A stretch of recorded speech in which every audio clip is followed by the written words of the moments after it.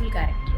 కార్తీక దీపం 2లో ఎవరు వస్తారు మదర్ రోల్, ఎలా ఉంటుంది అనుకుంటే మీరు అడుగు పెట్టాక అసలు సూపర్ హిట్ అనిపించింది.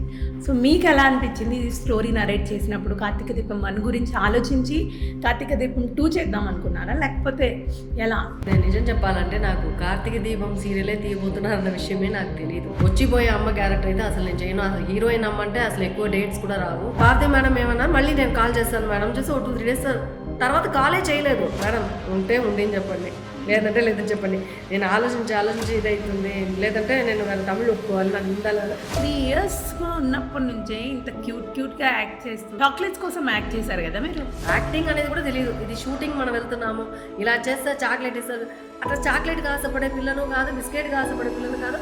మా ఇంట్లో నన్ను అలవాటు 3 years ఉన్నప్పుడు ఏజ్ అంటే మీకు తెలియదు యాక్టింగ్ ఏంటి ఇవేమీ తెలియదు, బట్ చేసేసారు. కొంత ఏజ్ వచ్చేసరికి 9 years 10 years అలా వచ్చేసరికి కాస్త మెచ్యూరిటీ అనేది ఉంటుంది. బట్ రెగ్యులర్గా అందరిలాగా స్కూల్కి వెళ్ళొచ్చు కదా, యాక్టింగ్ ఎందుకు కష్టపడాలి, ఇలాంటి ఆలోచన వచ్చేదా?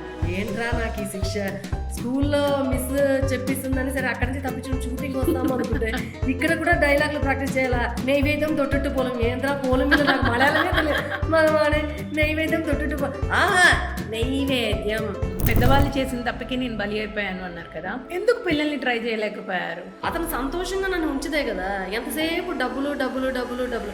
వెళ్ళిలో ఆశ్రమం చేసేదానికి అందరూ ముత్యాదులు వస్తారు, కానీ హస్బెండ్ చనిపోయిన వాళ్ళు, హస్బెండ్ వదిలిన వాళ్ళు ఇంతమంది ఉన్నారు. పాత వాళ్ళు చెప్తారు కదా, అది నిజమే అయి ఉండొచ్చేమో నాకు ఇప్పుడు అనిపిస్తుంది. ఎలా తట్టుకున్నారండి అసలు ఇవన్నీ? భర్తలు కూర్చోబెట్టి రాణిలాగా నన్ను చూసుకున్నంత అదృష్టం నాకు లేదు. మీరు ఎప్పుడు నవ్వుతూనే ఉండాలి, అస్సలు ఎమోషనల్ అవ్వద్దు.